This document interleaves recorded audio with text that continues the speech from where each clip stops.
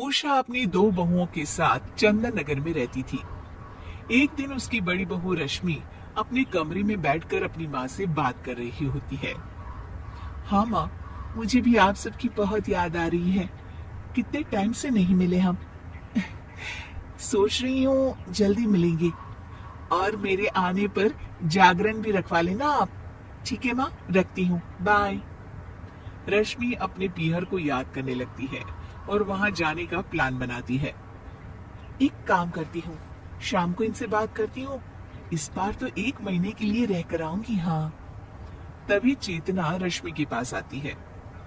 दीदी, पता है क्या, मेरे पीहर में सब लोग घूमने जाने का प्लान बना रहे हैं, तो मैं सोच रही हूँ कि मैं भी उनके साथ चली जाऊं।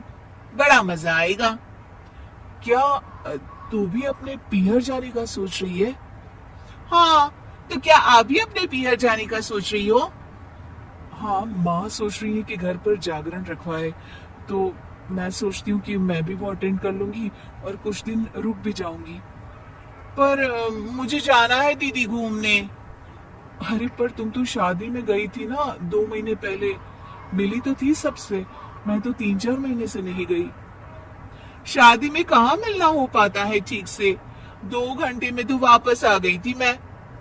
वो सब मैं कुछ नहीं जानती। पीहर तो इस बार मैं ही जाऊंगी, तुम अगली बार चली जाना। नहीं दीदी, पीहर मैं जाऊंगी। मुझे जाना है घूमने अपने मम्मी पापा के साथ। देखो, मैं भी अपने मम्मी पापा को बहुत मिस कर रही हूँ, और इसीलिए इस बार पीहर तो मैं ही जाऊंगी। ठीक है, देखते हैं कौन जाएगा।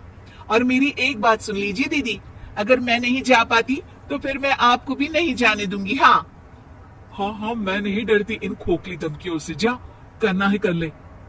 रात में रश्मि और चेतना अपने पतियों को पीहर जाने वाली बात बताती हैं।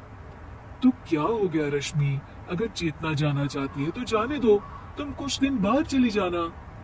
जी नहीं, मैं ही क्यों झुकूं हमेशा। अरे बड़ी हूँ इसलिए, तो बड़ी हूँ इसलिए पीहर तो पहले मैं ही जाऊंगी। आप देवर जी से कह दीजिए कि वो चेतना को मना कर दी। अरे पर मैं कैसे उन दोनों के बीच दखल दे सकता हूँ। चेतना भी ब्रिजेश से पीहर जाने की गुहार लगा रही होती है। भैया से मैं बात नहीं करूंगा, तुम दोनों का आपस का मामला है, और वैसे भी तुम दोनों माँ से ही क्यों नहीं पूछ लेती हो।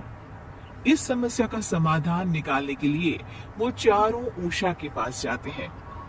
माँ, रश्मि और चेतना दोनों को ही पीहर जाना है। दोनों कैसे जा सकती हैं? एक बार में एक ही तो जाएगी ना। इसीलिए तो मम्मी जी आपके पास आए हैं। आप ही बता दो कि मैं जा सकती हूँ ना। अरे दीदी, ऐसे क्यों पूछ रही हो? आप ना बातों को घुमाओ मत। मम्मी जी, आप बताइए कि किसको जाना चाहिए। जाना तो मुझे चाहिए, क्योंकि तुम तो शादी में होकर आ चुकी हो एक बार। ये तो मम्मी जी डिसाइड करेंगी, आप क्यों बता रही हैं दीदी? मैं इसलिए बता रही हूँ ताकि मम्मी जी को फैसला करने में आसानी हो। वे दोनों बहस कर रही होती है और उनकी सास उन्हें बीच में ही रोक देती है। ओहो, तुम दोनों मेरी भी सुनोगी या अपनी ही कहे जाओगी? सॉरी मम्मी जी, आप कहिए। मैं ये पूछ रही हूँ कि कब जाना है। दोनों एक साथ बोलती है। मम्मी जी, कल जाना है। मम्मी जी, कल जाना है। कल? नहीं नहीं, इस पूरे महीने तो सवाल ही नहीं उठता। क्यों मम्मी जी? क्योंकि कल तो मैं अपने पीहर जा रही हूँ, अपने भाई के पास। कुछ दिन वहीं रुकूंगी। तुम दोनों अगले महीने चली जाना, ठीक है? चलो, हो गया फैसला। अब खाना खा लेते हैं, चलो। अरे पर मम्मी जी, मम्मी जी सुनिए तो। उषा कमरे से चली जाती है और दोनों बहुएं कुछ नहीं कर पाती। अगले दिन उषा अपने पीहर जा रही होती है। घर का ख्याल रखना बहू। दोनों बहुएं बड़े ही बेमन से बस अपनी गर्दन हिला देती हैं। जी मम्मी जी।